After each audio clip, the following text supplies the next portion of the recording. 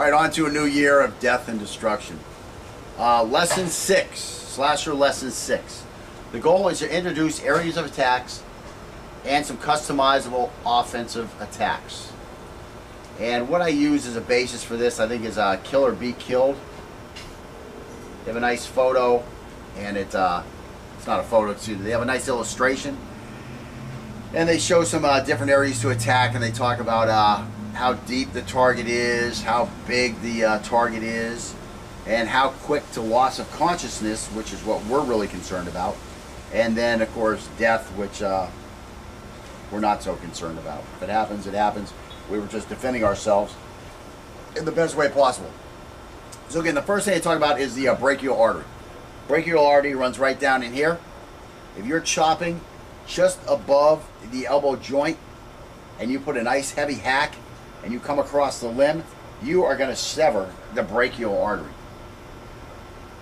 And let's see. Brachial artery, they call that a medium target, and it's a ½ inch below the surface. It's a ½ inch below the surface.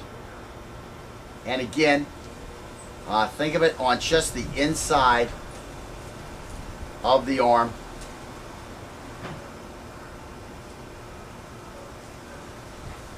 Right inside this joint here. This is where you're going to catch it, right in here. A nice big chop across here is going to sever that. And this guy is going to lose consciousness in 14 seconds. Sounds fast.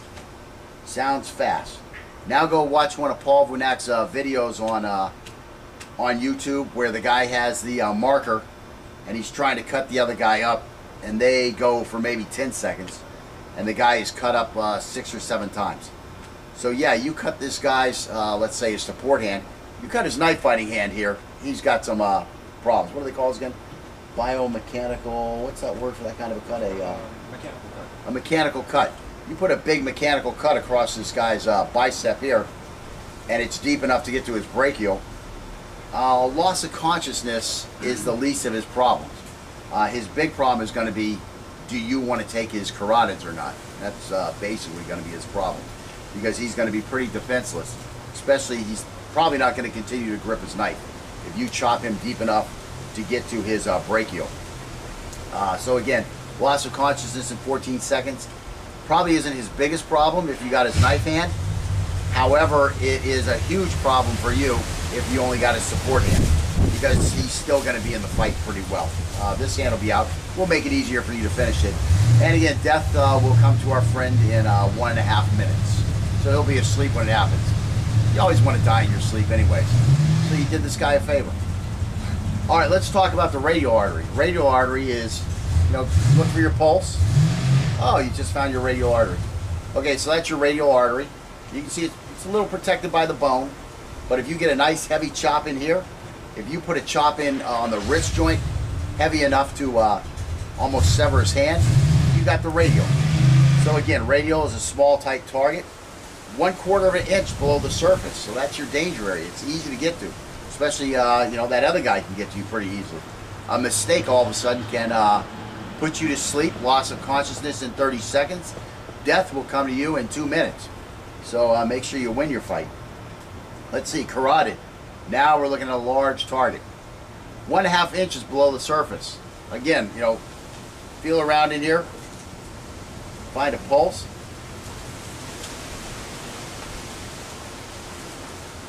Sometimes when it's early like this in the afternoon, the vampire doesn't have a pulse yet. Did you find yours yet? Yeah, I got it right here. I'm kind of dead. I feel it and then I don't feel it. I can feel it pressing against my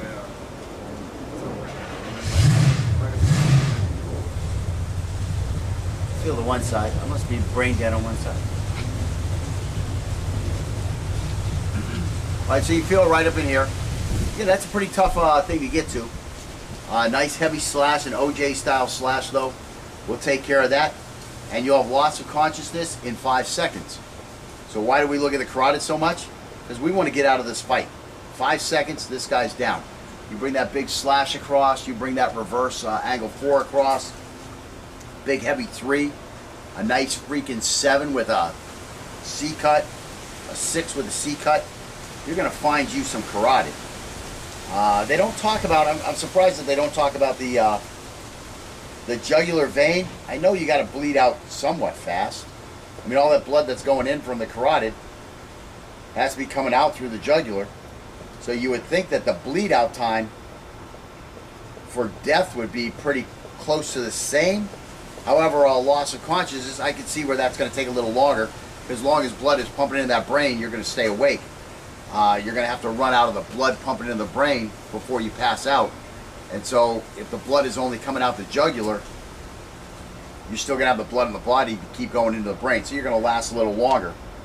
Surprised they didn't put the jugular in here. Give us an idea about that. But anyways, that carotid, loss of consciousness in 5 seconds, death in 12 seconds. You don't have to play too long with this guy. And let's see. Again, that's a whole 1.5 inches below the surface. So you do need a nice knife. You do need to be hacking at these targets. These little surface slashes ain't gonna get you there. Another video to watch. Can't remember the name of it, but there was some crazy guy. He owned a store down the street. And he walks into this other little convenience store, and there's a guy standing at the door, and he immediately puts a slash across this guy's throat. And the guy goes up like this, and you see blood coming out already. But it wasn't deep enough. It was like a 1/4 inch, not deep enough to sever this guy's carotid, so he survives, of course. He ran out and jumped in a car and drove himself to the hospital, and the doctor told him it was a good thing he was fat, because that extra fat, you know, protected him just enough to keep that carotid from getting severed, so he lived. And the knifer wound up stabbing the other guy who was behind the counter several times, and stabbed some other guy a couple times, and while he's stabbing the other guy, the third victim, the second victim who was behind the counter pulls out his handgun and drills him a couple times. And I don't know if he killed him or not. Anyways, let's see. Let's go on. Subclavian. Again, this one is the aorta comes up, and then it kind of has some branches come off. And those are the subclavian. And, of course, the other branches are going up the carotid. So the subclavian is, again, it's a large artery, 2.5 inches deep. Loss of consciousness within 2 seconds. So you actually have more blood pumping through there than you do the carotid. Death within 3.5 seconds. The problem here is it's so hard to get to that thing. The big problem is you've got the collarbone in front, you have ribs in the back, and you got this little hole to go through the top. Of course, you could get it through here, coming into this chest cavity region up here. You know, you miss the heart. Oops, I accidentally got the subclavian. Nothing wrong with that. The problem is, again, what we have talked about with the ribs, you know, the contingencies of trying to attack a target behind the rib. So we don't really go for that target. Again, you want to go for that target, you can put this guy out in 2 seconds. Of course, if you miss it, you know, maybe you're the one, now you got your radial cut, and you're dead in 2 minutes, 3 minutes. So anyways, then we have the heart. The heart, again, that would be, he doesn't, you know, list that as a size. But again, that would be a large target. Depth below the surface, 3.5 inches. I think it's only 2.5 if you come in from the back. And again, we're looking at here instantaneous death. But again, you know, you really want to use more of a dagger for that type of a stab. It's going to get in there much easier. It's thinner. It's a stabbing weapon. It's going to be longer. Also, those boot knives work well. When one of my buddies got stabbed and, you know, missed his heart by 1/4 inch, the doctor told us. That was a boot knife through the back. So anyways, instantaneous loss of consciousness. I hope I didn't just say death. I meant to say loss of consciousness, instantaneous. I mean, blood pressure instantly 0. And that heart's going to want to be pumping still. That knife is in there. I mean, I guess it just makes the heart stop instantaneously. No blood pressure, and you are thus unconscious. And death will come to you in 3 seconds. Just waiting for the oxygen in the brain to burn out. Alright, so then we have stomach. You put stomach, of course, you know, like I say, a lot of our thrusts would be to this area because it's such a big target and the guy's hands are up here. A lot of times that's a target that's going to be open and available to us. We're going to stuff our blade in there. Of course, his hands are going to come down. We're going to move around him, and then we're going to get the job done on the other stuff. But this is a large target. It's 5 inches below the surface. I don't know how it can be 5 inches below the surface when the heart's only 3.5. I guess because it's bigger. But it's got it. I mean, I don't know how fat I am. What am I, a foot wide? 14 inches wide? Yeah. I don't know. Depends on the makeup of your target. And again, loss of consciousness depending on depth of the cut. Now, of course, you bring a C cut in there and you drop his intestines out, he may faint. I don't know. And let's see. So again, at first glance or at first discussion upon this, you know, it seems very intimidating. Oh my God, look at how fast this guy can die. Look at those targets, they're right there, 1/4 of an inch. At worst case, 5 inches below the surface. Seems like it's a little easy to get to, easy to kill somebody with a knife. However, in the arena of a knife fight, it is not nearly as lethal as it first appears. For example, the heart appears to be a good target, but again, you know, due to the instantaneous loss of consciousness. However, stabbing at any targets in the upper torso is not recommended due to the protection offered by the ribs and the fact that to attack these targets from the front, we will be overly exposed to the threat, especially if our knife hand becomes lodged in the ribs. The only practical targets in the illustration are the brachial, radial, and carotid arteries. The problem with the brachial and radial targets is that they will be moving quickly during the heat of battle, and focusing too hard on hitting them will take our attention away from positioning ourselves where we can best defend ourselves. The carotid artery is a nice target, but where we attack it from is critical. If we attack it head on, we must first control the threat or distract him from being able to mount a counterattack. Thus, the most important thing to consider when attacking is where is the best place to mount our attack from in relation to the area we want to attack and the area where the threat will have the most problems defending himself. So you just can't come into a knife fight and go, I'm going to cut his brachial, and just start wailing with combination techniques trying to get to his brachial. I mean, to come in there and cut his brachial, well, I'm coming into him. He can also just stuff that knife up into my carotid at that point. Who won the fight? So you can't become, you know, too focused or too narrow-minded about just attacking these targets. You have to have an attack plan that will eventually open this guy up to where you can attack him. And that's more important than just looking at these targets as, you know, the in for all. What am I trying to say? Like the ends justify the means. What am I trying to say? The ends won't justify the means if all you do is you come in and you attack one of these arteries just straight out. I mean, you have to have an attack plan. And again, that's what we're going to put together for you as we continue on. What's up, Jolly? Okay, so let's look at some targets. We just talked about targets, but again, let's talk about some realistic targets in the arena of a knife fight. Okay, it is important to attack soft areas that contain arteries. Arteries are our main targets because some of them are relatively easy to sever, which will cause the threat to lose consciousness while bleeding out and lessen the attack. Again, the best arteries to attack are located in the neck. A severed carotid artery will cause the threat to lose consciousness in about 5 seconds, as we said. The next easiest arteries to attack are the radial and the brachial. Radial and brachial.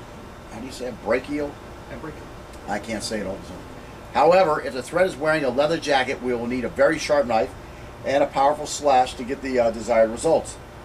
Again, this is where I talk about that hack. I mean, a slice just isn't going to get it through leather, you know. A chop may get it, but it's not going to cause enough damage, and it might not be deep enough, especially when you're talking about trying to go through leather. You really have to work with that hack. The biggest advantage of attacking the arteries in the neck is that when we get a good slasher thrust but miss an artery, we will still probably inflict major damage. This is because the neck also contains major veins, the windpipe, and several ligaments and tendons and muscles that control the movement of the head. Severing any one of these will be detrimental through the threat's ability to continue the fight. So again, you know, I get in here and I'm trying to stab his stomach, and I miss his stomach. This guy's got a little balls. He may still be fighting. I mean, you look at that one video I talked about where the guy came into the store and tried to kill 3 guys with his knife. You know, he stabbed this guy twice in the belly. Now, he didn't do a C-cut. You can see by the way it's bleeding through his t-shirt. I mean, this guy, you know, shoots this guy, then he's outside on the phone calling the police, still standing up. Took 2 big stabs to the torso and a couple cuts to the head, and, you know, he's still fighting. So again, how useful was that? Now the guy who took the cut in the throat, what did he do? He freaks out, he runs away. So that was the better cut, I would say, and especially if he had got it deep enough, if he knew what he was doing. That's why that neck is such a good target, because there are so many subsets of targets in there, especially, again, the arteries, the veins, and then our whole second group. If arteries are our primary target, our second target area or group of targets is going to be the tendons.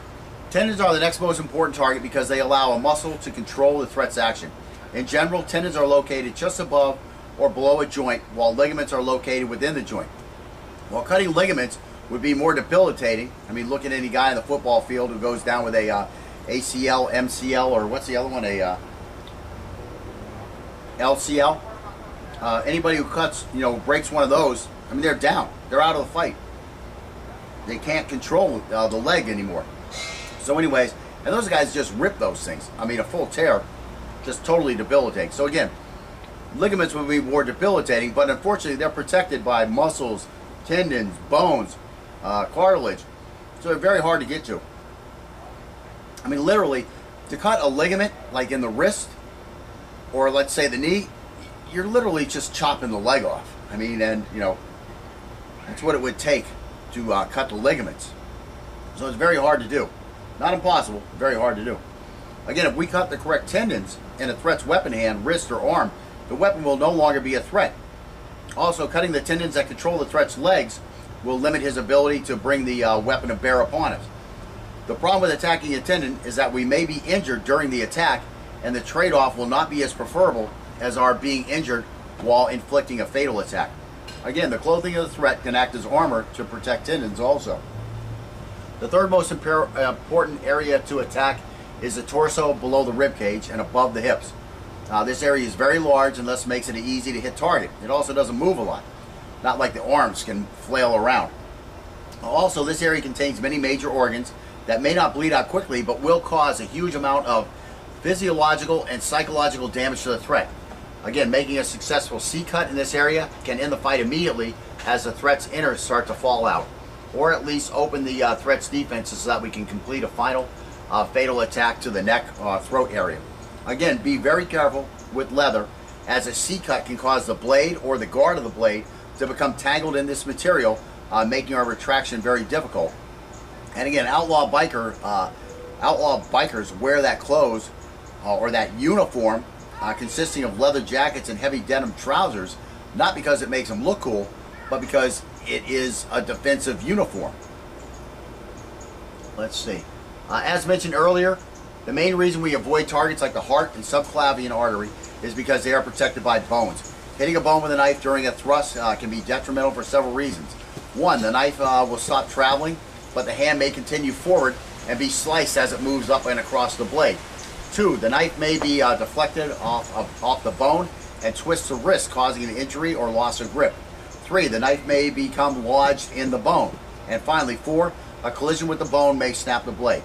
So in general, when we mount an attack, our immediate goal is to flank our opponent's non-knife wielding side, or to pass his knife on the knife side and attack from his rear. Using our position to aid in our ability to overwhelm the threat is the third fundamental of this course, and will be examined in the remainder of lesson 3.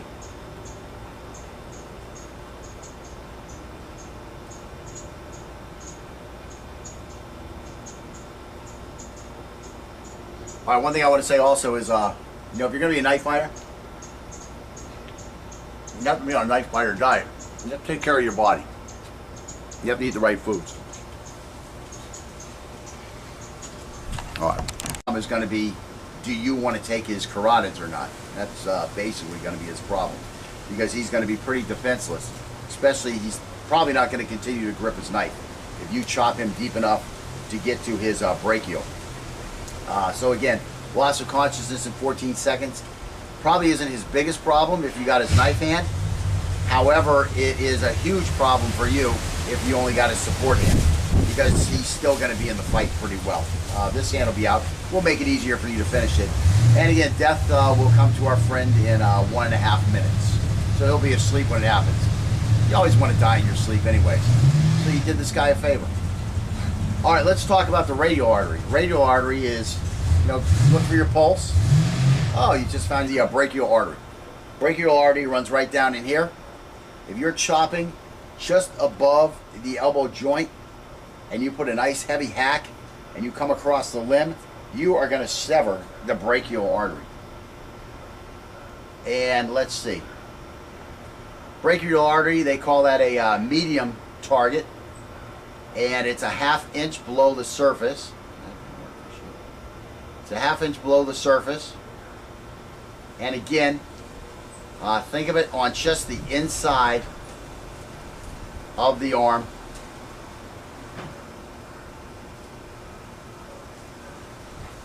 Right inside this joint here. This is where you're going to catch it, right in here. A nice big chop across here is going to sever that. And this guy is going to lose consciousness in 14 seconds. Sounds fast. Sounds fast.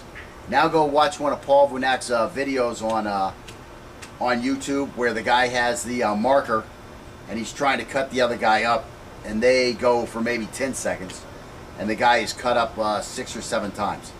So yeah, you cut this guy's, let's say his support hand, you cut his knife fighting hand here, he's got some problems. What do they call this again? Biomechanical, what's that word for that kind of a cut? Mechanical cut. A mechanical cut. You put a big mechanical cut across this guy's bicep here, and it's deep enough to get to his brachial. Loss of consciousness is the least of his problems. His big problem. All right, on to a new year of death and destruction. Lesson 6, Slasher Lesson 6. The goal is to introduce areas of attacks and some customizable offensive attacks. And what I use as a basis for this, I think, is Kill or Be Killed. They have a nice photo, and it's not a photo, they have a nice illustration. And they show some different areas to attack, and they talk about how deep the target is, how big the target is, and how quick to loss of consciousness, which is what we're really concerned about. And then, of course, death, which we're not so concerned about. If it happens, it happens. We were just defending ourselves in the best way possible. So again, the first thing I talk about is the radial artery. Okay, so that's your radial artery. You can see it's a little protected by the bone, but if you get a nice heavy chop in here, if you put a chop in on the wrist joint heavy enough to almost sever his hand, you got the radial. So again, radial is a small, tight target, 1/4 of an inch below the surface. So that's your danger area. It's easy to get to, especially that other guy can get to you pretty easily. A mistake all of a sudden can put you to sleep, loss of consciousness in 30 seconds. Death will come to you in 2 minutes. So make sure you win your fight. Let's see, carotid. Now we're looking at a large target. 1/2 inches below the surface. Again, feel around in here. Find a pulse.